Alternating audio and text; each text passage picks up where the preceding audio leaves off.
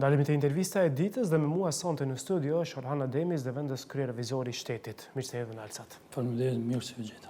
Ishte aktual ditëve të fundit raporti për bonuset në ish prokurorinë speciale publike, një institucion i shuar tashmë, megjithatë raporti i referohet qershorit dhe korrikut të vitit 2020. Kishte dy raporte, njëri prej tyre i klasifikuar në të nuk mund të prekim për shkak se nuk mund të shkelim në ligj, por në raportin që u bë publik dhe që kishte një përgjigje të ish kryeprokurore speciale dhe më pas përgjigje edhe të auditorit, a mund të tregonin pika shkurta, a ka vepruar prokuroria dhe cilat ishin gjetjet në të konkretisht për t'i sqaruar për opinionin? Është e saktë se enti shtetëror për revizion ka kryer revizion të pajtueshmërisë mbi temën pagat, shtesën mbi pagat dhe kompenzimet e tjera. Është kryer revizioni i pajtueshmërisë duke përfshirë periudhën nga viti 2015 deri në vitin 2019. Më që rast, në atë kohë janë publikuar dy lloj të raporteve të revizionit. Njëri është publik dhe është shpallur në web faqen e Entitetit Shtetëror për Revizion, kurse tjetri është raporti i revizionit i klasifikuar, për arsye se ka të bëjë me informacionet që janë të klasifikuar, duke pas parasysh se entiteti apo subjekti që ka qenë lëndë e auditimit në bazë të ligjit për informacionet të klasifikuar, ka klasifikuar disa informacione sa i përket kompenzimeve të tjera dhe si pasojë e kësaj edhe Entiteti Shtetëror për Revizion të njëjtin raport e ka klasifikuar dhe për atë arsye dhe nuk kemi pas mundësi që ta bëjmë publike edhe atë raport. Janë konstatuar disa konstatime dhe disa gjetje që kanë të bëjmë me bonusët të cilën janë marrë në atë kohë prej vitit 2015 deri në vitin 2019. Gjithashtu janë konstatuar edhe gjetje në raportin e klasifikuar, mirë po të njëjtat raporte janë dërguar në prokurorinë publike, duke pas parasysh se entiteti apo subjekti që ka qenë lëndë e auditimit në vitin 2020 është shuar dhe është shuar sa i përket funksionimit të tij dhe për atë arsye janë dërguar në prokurorinë publike. Nuk kemi informacione kthyese nga prokuroria publike sa i përket këtyre raporteve të cilën janë dërguar në atë institucion. Mirë po sa i përket bashkëpunimit të cilin e kemi me prokurorinë publike, është në nivelin e dur. Në mars të vitit 2022 kemi nënshkruar një marrëveshje bashkëpunimi me qëllim të përforcimit dhe të avancimit të komunikimit ndërinstitucional ndërmjet. Orhan, këtë dua t'ju pyes, cilat janë raportet me prokurorinë publike? Për shkak se ne e shohim që auditori bën punën e tij. Dërgon raporte pothuajse për çdo institucion duke filluar nga presidenti e deri te institucionet e nivelit lokal. Për shumë komuna kemi pas raporte ku ka pasur gjetje që ka bazë për vepra penale për disa kryetarë prej tyre, duke përfshi këtu Haraçinën, duke përfshi këtu Sarajin, komunat nga Pollogu e deri në Korçovë. Megjithatë prokuroria publike thotë se po veprojmë dhe nuk ndërmerret asgjë.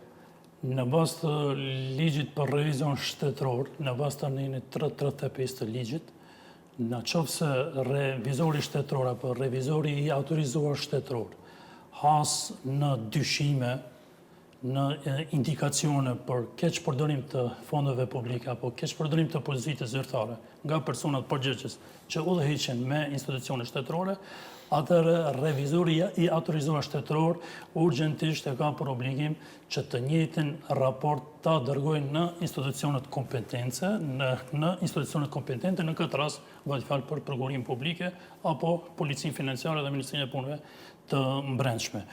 Në bazë të statistikave të cilën i kemi ne si Entiteti Shtetëror për Revizion, nga viti 2018 deri në vitin 2025 janë dorëzuar gjithsej 144 raporte të revizionit në prokurorinë publike, prej të cilave për 104 raporte të revizionit kemi informacione kthyese, për 63 raporte të revizionit janë në procedurë parahetimore, kurse për 5 raportet të revizionit është ngritur akt akus, siç kemi rastin e onkologjisë, spitalit shtetëror në Prilep, si dhe blerja e mazutit nga elektranet e maqenisë së Veriut, kurse akt gjykime që janë sjell në lidhje me raportet e revizionit janë dikun 2.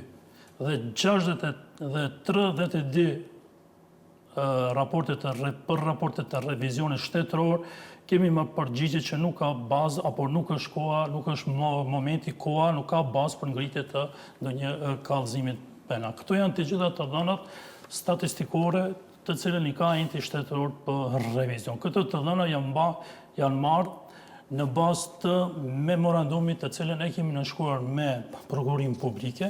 Thash, bashkëpunimi është në nivelin e duar. Në këtë memorandum është parapart të ketë punëtori, realisht ndërmjet Prokurisë Publike, prokurorët publik dhe enti shtetëror i revizionit dhe revizorët shtetëror. Deri më tash janë mbajtur mbi 4 punëtori të financuar dhe të mbështetur nga Fondacioni Westminster. Në këto punëtori është diskutuar për raportet e revizionit me qëllim që të shkëmbejmë ide, mendime dhe këshilla ndërmjet revizorit shtetëror dhe prokurorit publik. Është efikas, është efektiv dhe gjithë këto statistikat të cilën u shpalosa deri më tash është se rezultat i bashkëpunimit që i kemi nga viti 2022. Kur ishmi të keqpërdorimet, raporti reviziv i Ministrisë së Mbrojtjes ndorri me pa disa keqpërdorime që i referohen kryesisht kontratave. A mund na shpjegoni pak se për çka bëhet fjalë dhe ajo që pret opinioni, pasi që kishte paralajmërime për një raport, deri ku është përgatitja e raportit për Ministrinë e Sistemit Politik? Sa i përket Ministrisë së Mbrojtjes, kjo ministri ishte përfshirë në programin vetor për vitin 2025, është kryer revizioni i rregullshmërisë që në vetvete përmban revizionin financiar dhe të pajtueshmërisë dhe në bazë të asaj se janë konstatuar një numër i konsiderueshëm i gjetjeve, është dhënë opinion negativ nga ana e revizorëve të autorizuar dhe shtetëror. Janë konstatuar një sër par rregullsisë sa i përket regjistrimit vjetor që bëhet gjatë një vitit. Janë paguar kompenzime të parashikuara me marrëveshjen kolektive të ministrisë, mirë po pa dokumentacion të plot dhe të konfirmuar. Ekzistojnë mospërputhje në angazhimin e personave me marrëveshje në vepër. Janë konstatuar gjithashtu edhe parregullsi në zbatimin e procedurave të furnizimeve publik, si dhe në realizimin e kontratave të cilin kam dalë nga këto prokurime publike, si dhe pagesa nga tregu ditor me para në dorë e bërë në pikat e shitjes së ministrisë, kryhet shumë me vonesë. Nuk është vendosur sistem efikas i kontrollit të brendshëm, veçanërisht në procesin e llogaritjes dhe evidencës së pagave në ministri dhe në ushtri.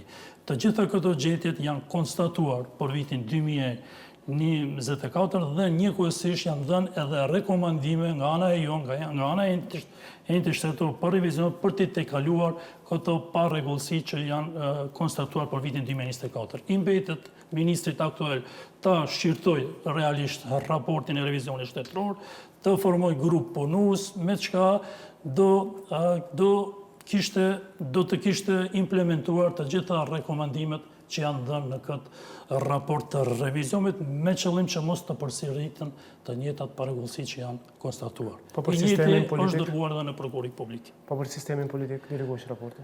Për Ministrinë e Sistemit Politik, gjithashtu kjo ministri ishte parapar në programin vjetor të vitit 2025.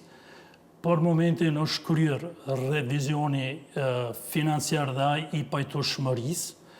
Është në fazën finale, duke pas parasysh se janë të përcaktuar afatet ligjore në bazë të ligjit për revizion shtetëror, ku parashihet se pala apo institucioni ministri ka të drejtën e ankesës dhe vërejtjes apo komenteve të bërë në lidhje me raportin e revizionit shtetëror dhe gjetjeve. Duhet kalon në bazë të ligjit 30 ditë është afati. Kanë kaluar 30 ditë, i njëjti raport duhet kaluar në trupin e ekspertësh që funksionon në suazat e enti shtetror për revizion, i përbërë nga gjithë ndihmësat e krye revizorit dhe këshilltarët e krye revizorit, du të kalojë në këtë trup ekspertës me qëllim që të plotësohen gjitha kriteret se raporti është i përpiluar në bazë të metodologjisë revizionit shtetëror dhe në bazë të standardeve të Intosite, ISAI standard. Kishte një gjetje interesant, disa gjetje në fakt interesante dhe në shërbimin për punë të përbashkët dhe të përgjithshme të qeverisë.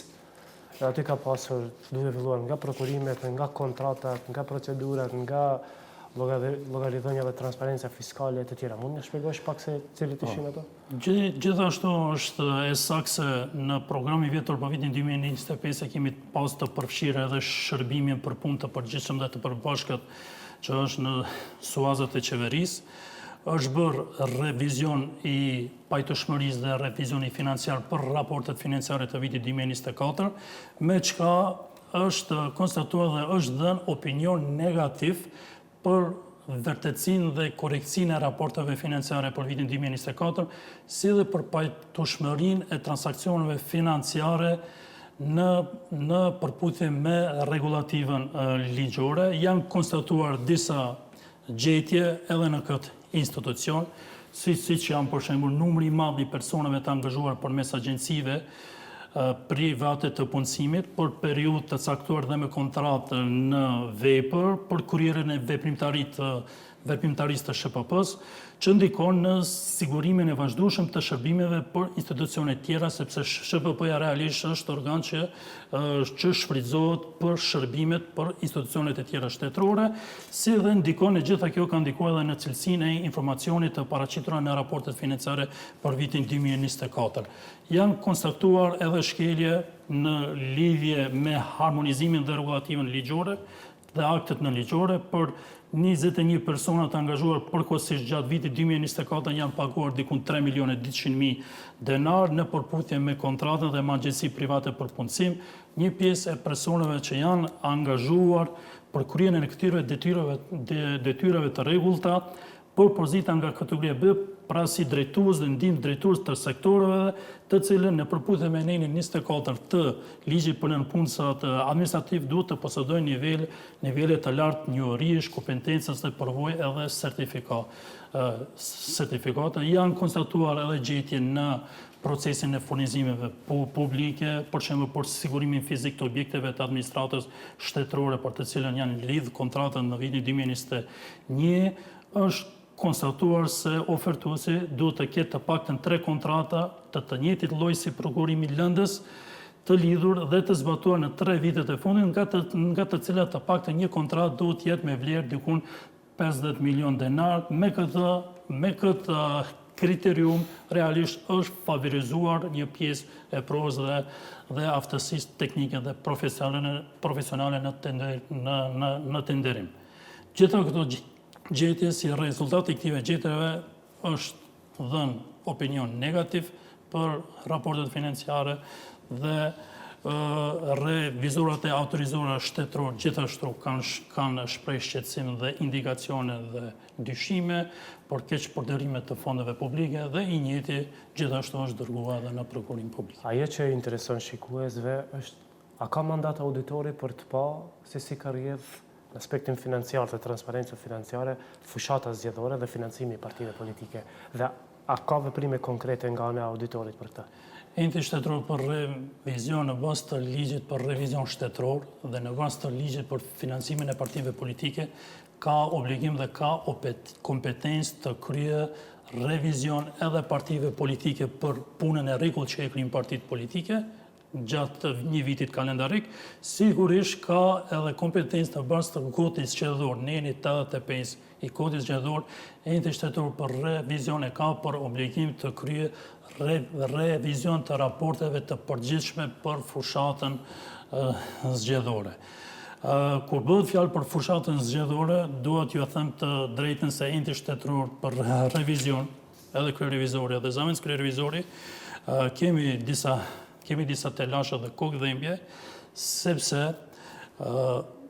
në bazë të ligjit, enti shtetëror për revizion është i obliguar të kryejë kontroll dhe revizion për çdo pjesëmarrës në fushatën zgjedhore.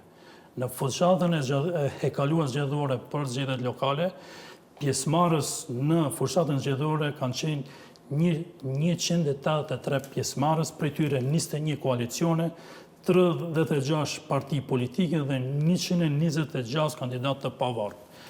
Për enti shtetëror për revizionin dhe kapacitetet njerëzore dhe financiare të cilin i ka enti shtetëror për revizion, e ka shumë të vështirë që të kryejë të gjitha këto auditime, duke marrë parasysh se numri i pjesëmarrësve është 183, kjo do të thotë se revizioni shtetëror duhet të përpilojë 183 raporte sa i përket pjesëmarrësve në fushatën zgjedhore. Është një mund i madh, kërkohet kohë, edhe pa më parasysh se disa kandidat, disa pjesëmarrës, edhe pse nuk e plotësojnë kriteriumin e materialitetit, për shembull për një pjesëmarrës që është i pavarur në kampanjën zgjedhore ka shpenzuar për shembull 1.000 euro, ne jemi të detyruar që edhe para ato 1.000 euro të cilën ka shpenzuar kandidat të përpilojmë raport të revizionit, ta identifikojmë personin dhe t'ja dërgojmë raportin të njëjtë. Mirë po, është paralajmëruese se do ketë ndryshime të kodit zgjedhor, shpresojmë që do të mirën parasysh gjitha rekomandimet që i jep enti shtetëror për revizion sa i përket fushatës zgjedhore dhe shpresojmë që edhe në këtë pjesë t'i lihet hapësirë enti shtetëror për revizion të bëjë vlerësimin e materialitetit të shpenzimeve të pjesëmarrësve me qëllim që krye revizori të vendosë në bazë të metodologjisë se cilat pjesëmarrës duhen të jenë lëndë e auditimit. Shkurt për ta përmbyllur, nga viti 2021 ose 2022, nëse nuk gabohem, propozim ligji për revizionin shtetëror ka ngecur në Ministrinë e Financave. Pse nuk procedohet dhe ku është pengesa? Është një çështje që na tangon edhe kryerevizorin edhe mua si zëvendës kryerevizor, gjithashtu i tangon shumë edhe të punësuarit e enti shtetëror për revizion. Ligji është përpiluar me ndihmën e një twinning projektit të financuar nga Bashkimi Evropian, ku shfrytëzuesi i atij twinning projektit ka qenë enti shtetëror për revizion, kurse implementues ka qenë revizioni shtetëror i Kroacisë dhe revizioni shtetëror i Bullgarisë, duke përfshirë edhe ekspert nga Bashkimi Evropian. Në këtë twinning projekti janë ripërtrirë të gjitha aktet dhe metodologjia e revizionit shtetëror, duke filluar nga manualet për auditimin financiar të performancës dhe auditimin e pajtueshmërisë. Gjithashtu një pikë ka qenë edhe përpilimi i ligjit të ri të enti shtetëror të revizionit për të implementuar rekomandimet e Bashkimit Evropian në raportin e progresit të Bashkimit Evropian, ku kërkohet pavarësi financiare dhe operative enti shtetëror për revizion, kategori kushtetues të bëhet enti shtetëror për revizion të bëhet kategori kushtetuese, si dhe të fillojë diskutimi i raporteve të revizionit në Kuvendin e Republikës së Maqedonisë së Veriut. Propozim ligji është dërguar në Ministrinë e Financave. Kemi na shprehur që deri në maj të këtij viti i njëjtit do të dërgohet në Ministrinë e Financave, pastaj në Kuvendin me çka duhet të miratohet të aprovohet ky ligj i ri i revizionit shtetëror në përputhje me standardet ndërkombëtare të auditimit.